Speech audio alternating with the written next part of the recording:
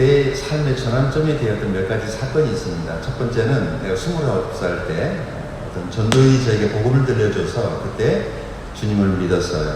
예수를 영접했어요. 그리고 그날 예수님이 내 마음속에 찾아오셨는데 저는 이제 회심이라고 그러죠. 그날 구원받고 나니까 이 세상이 완전히 다르게 보이는 거예요. 세상은 다 그대로인데 아마 내 마음이 변하니까 세상이 달라 보였던 것 같아요. 그래서 이제 하나님이 나에게 주신 새로운 은혜를 감사하고 새로운 삶을 살아야 되겠다라고 출발한 지 29살 때였으니까 벌써 꽤 오래됐죠. 그동안에 하나님의 많은 은혜를 경험하면서 살았습니다.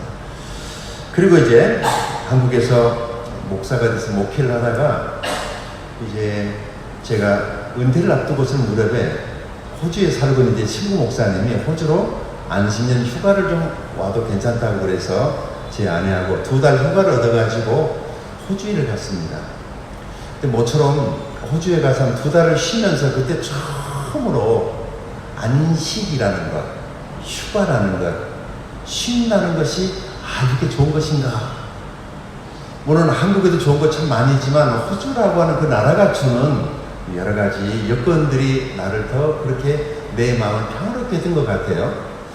그런데 그때 목회자 세미나를 참석을 했는데 거기 강선호신 목사님, 아주 유명하신 목사님이 참석하신 목사님들에게 이런 질문하는 거예요.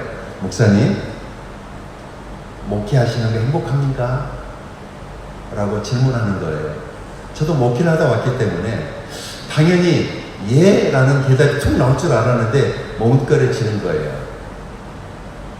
다른 분들도 다 아마 흔쾌하게 네 행복합니다 그렇게 말하시는 분들이 없더라고요.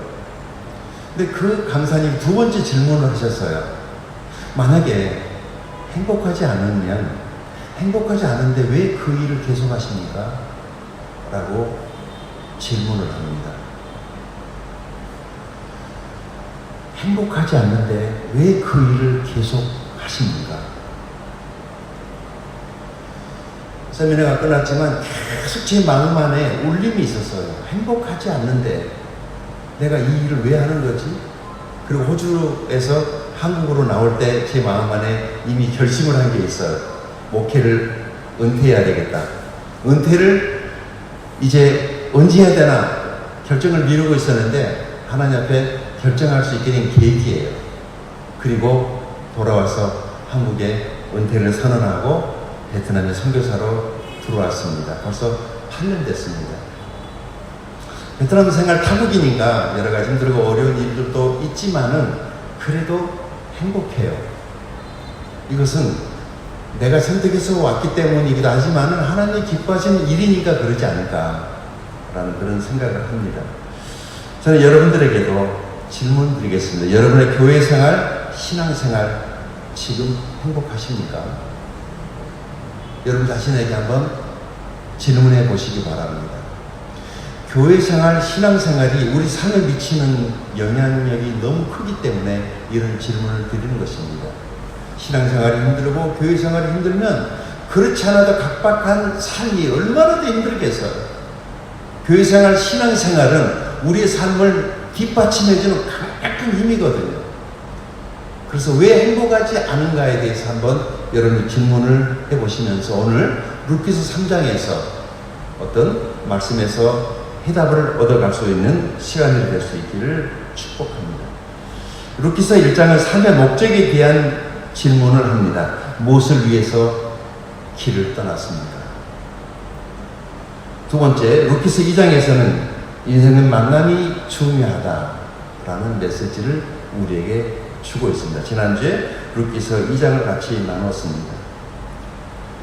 그리고 오늘 루키서 3장입니다. 3장 전체를 다 다룰 텐데 시간이 많지는 않지만은 하나님 의지하고 같이 가겠습니다. 루키서의 주제는 안식입니다. 루키서 3장은 시어머니를 따라서 타국에 온 이방 여자 루시, 보아스를 만나 안식을 찾아가는 내용을 그린 내용으로 가득 차 있습니다. 신앙의 목적이 무엇인가? 잘 살기 위해서, 복 많이 받기 위해서, 돈 많이 벌기 위해서, 큰 부자 되기 위해서 예수를 믿는다. 그건 조금 성경하고 좀 동떨어진 것 같죠. 신앙의 목적은 안식입니다. 많은 사람들이 이 안식을 얻기 위해서 신앙을 선택을 하죠. 그것이 불교가 됐든 카톨릭이 됐든 아니면 기독교가 됐든 이 안식이 목적이 되어야 됩니다. 축복은 나중이에요. 그 축복이 오히려 우리를 쉬지 못하게 할 수도 있거든요.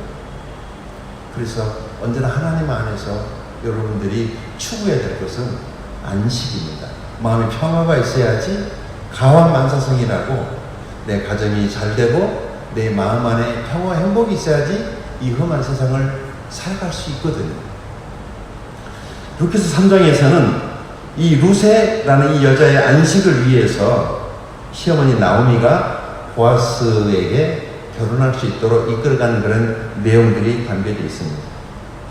루키스 1장에 룻이 자기 남편과 두 아들을 데리고 모압에 건너갔다가 그곳에서 남편 죽고 두 아들 죽고 그리고 이제 거기서 결혼해서 두 아들이 결혼해서 살았던 며느리 두 며느리도 과부가 되고 룻도 과부가 돼가지고 다시 베들레헴으로 빈털터리가 돼가지고 돌아오는 내용입니다.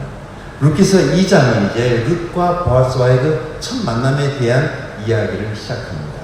그리고 3장은 이제 룻의 안식을 위한 준비에 대한 내용들로 다뤄지게 됩니다. 룻기서는요, 이게 세 단락으로 나눠집니다. 그래서 단락 안에 우리들의 삶 속에 적용할 만한 영적인 교훈들이 있기 때문에 함께 같이 나누기 원합니다. 첫 번째, 1절과 5절에서는 이 룻의 안식을 위한 준비를 하고 있는 것을 보게 됩니다. 나오미가 3장 1절에 이렇게 말합니다. 같이 한번 읽어볼까요? 시작! 룻의 시어머니 나오미가 그에게 이르되 내 딸아 내가 너를 위하여 안식할 곳을 구하여 너를 복되게 하야지 않겠느냐. 아멘. 지금 시어머니를 따라온 룻은 이방 여자예요. 과부예요. 젊어요. 며느리가 둘 있었는데 한 며느리는 모압에 그냥 남았고 룻만 따라온 거죠. 시어머니를 따라왔어요. 그런데 그냥 시어머니를 따라서 왔지만은 이 타국 생활에 여자가 혼자 산다는 게 얼마나 힘들겠어요. 그래서 시어머니가 자기 며느리 룻에게 이제 안식할 곳. 자, 여기 룻에게 있어서 이 안식의 의미는 가정입니다. 여러분, 우리의 가정은 그만큼 소중합니다. 우리 가정 안에 참된 평화와 안식이 있어야지 험한 세상에 나가서 우리가 싸워서 이길 수 있고 무슨 일을 하든지 가족들과 함께 우리가 강하게 뭉쳐 있으면 헤쳐나갈 수 있거든요. 그런데 자꾸 가족과 이제 떨어져 살고 분리되어 있는 이런 상황 속에서 우리들의 가족이 공격을 당하고 그리고 이제 가족이 해체가 되고 있으니까 한국 사회가 큰 문제라고 그렇게 말하지 않습니까? 여기 지금 룻에게 가정을 준비해주고자 하는 이 시어머니 나오미의 모습은 우리를 죄로부터 구원하기 위해서 그 아들, 외아들을 이 세상에 보내주신 그 하나님의 그림자입니다. 여러분, 우리 안식을 누리지 못하게 하는 게 뭐냐면 죄입니다. 죄는 우리로 하여금 평화를 깨뜨리게 하고 우리로 하여금 굉장히 삶을 힘들게 하고 고통스럽게 하는 것입니다. 그래서 이 죄 문제가 해결되지 않는 한에는 인간은 참된 안식을 누릴 수 없다는 것을 아시고 하나님께서 그 외아들을 이 세상에 보내주셨는데 바로 그분이 예수 그리스도이십니다. 잘 아시는 말씀 요한복음 3장 16절 말씀 하나님이 세상을 이처럼 사랑하사 독생자를 주셨으니 이는 그를 믿는 자마다 멸망치 않고 영생을 얻게 하려 하심이라. 아멘. 성경의 가장 중심되는 구절이기도 하죠. 여기 나오미가 자기를 따라온 며느리 룻에게 안식할 곳을 준비해주고 있는 이 모습 속에서 우리의 죄 문제를 해결하기 위해서 그 아들 예수님을 이 세상에 보내신 하나님의 사랑을 우리는 느낄 수 있습니다.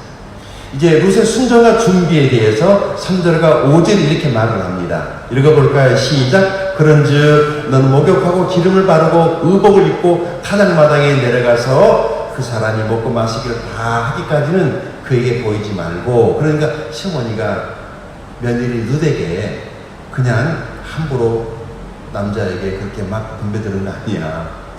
조심스럽게. 왜냐하면 타국에선 여자이기 때문에. 그리고 이미 보아스 주변에 많은 여자들이 그와 결혼하기 위해서 굉장히 많은 여자들이 호시탐탐 그 보아스와의 관계를 위해서 지금 옆에가 많이 있기 때문에 더더욱 조심할 필요가 있었단 말이죠. 그래서 시어머니가 지혜롭게 룻에게 그렇게 말을 합니다. 자, 여기 새로운 삶을 위해서 룻에게 첫 번째 목욕을 해라. 두 번째 기름을 바르고, 세 번째 의복을 입고 타작마당에 나서 그 사람을 만나라고 어머니가 조언을 해줍니다. 5절입니다. 시작. 룻이 시어머니에게 이르되 어머니의 말씀대로 내가 다 행하리이다 하니라. 아멘. 참 복이 되지 않습니까? 시어머니의 그 말 그대로 제가 그렇게 하겠습니다. 여러분이 순종이라고 하는 게 이렇게 중요해요. 시어머니께 순종해서 복받은 여자가 바로 룻입니다. 룻이 시어머니가 하는 말 그대로 받아서 제가 그렇게 할게요 어머니라고 이렇게 대답을 합니다. 자, 여기 우리가 죄된 우리가, 죄인인 우리가 어떻게 하나님의 자녀가 될 수 있는 것인가, 영적인 교훈이 있습니다. 에베소서 5장 26절에 인공 물로 씻어 말씀으로 깨끗하게 하사 거룩하게 하시고, 그러니까 우리가 예수 그리스도의 신부가 될 수 있었던 것은 예수님의 말씀의 물로 씻어서 우리가 죄사함을 얻고 깨끗하게 돼야만이 예수 그리스도의 신부가 될 수 있습니다. 이것을 가르쳐서 구원이라고 말합니다. 구원은 죄사함을 말하는 것입니다. 구원은 새롭게 된 하나님의 자녀됨을 말하는 것입니다. 그리고 예수 그리스도 그분의 성령께서 내 마음 안에 찾아와서 내가 새로운 삶을 살아가게 충분할 수 있도록 늘 나를 도와주시기 때문에, 자, 히브리서 10장 10절입니다. 이 뜻을 따라 예수 그리스도의 몸을 단번에 들이심으로 말미암아 우리가 거룩함을 얻었노라. 아멘.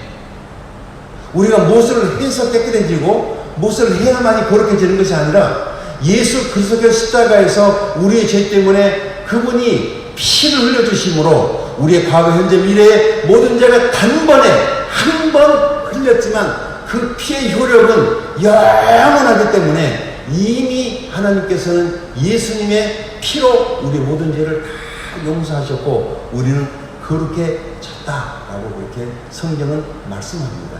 이것을 믿을 때 주님의 거룩이 내게로 오는 것입니다. 그러니까 내가 거룩하게 살아야지 거룩하게 되는 것이 아니고, 내가 이미 거룩하게 된다는 사실을 믿을 때 내가 거룩해진다라고 하는 이 사실, 그래서 구원이 믿음으로 얻어지는 하나님의 선물이고 축복인 것입니다.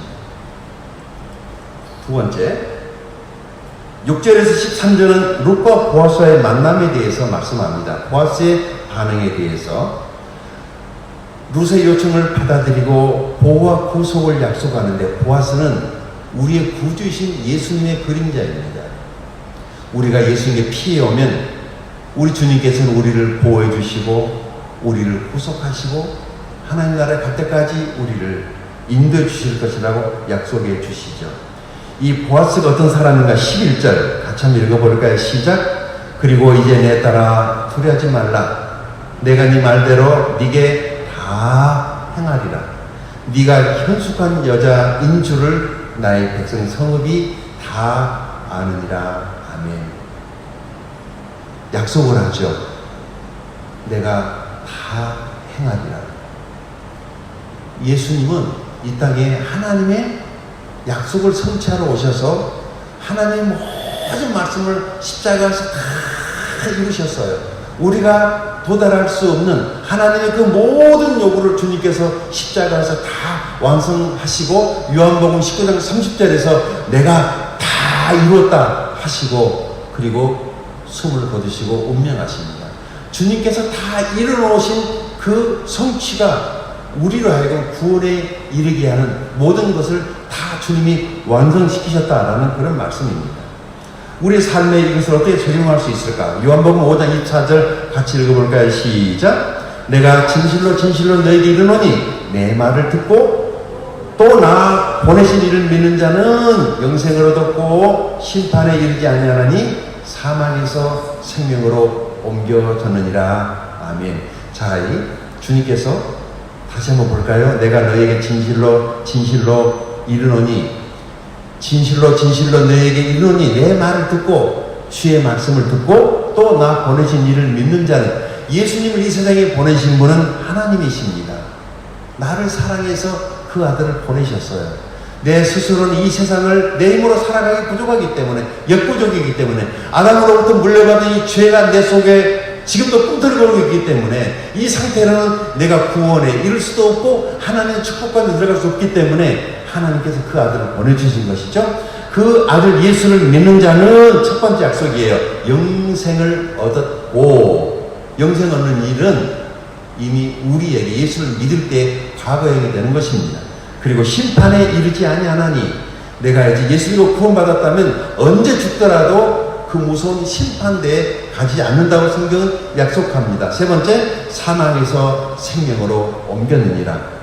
내가 영적으로 죽어 있었지만은 내가 예수를 받아들이는 순간에 내 안에 하나님의 아들이신 그분이 내 안에 오시는 순간에 내 안에 영원한 생명이 내 안에 들어온 것입니다. 그래서 이 영원한 생명이 나로 하여금 하나님 나라에 들어갈 수 있도록 하는 자격이 되는 것이죠.